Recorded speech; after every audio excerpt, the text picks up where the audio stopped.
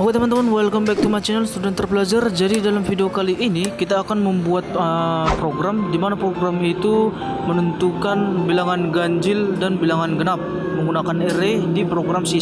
Oke, langsung saja kita buka Visual Studio Code kita.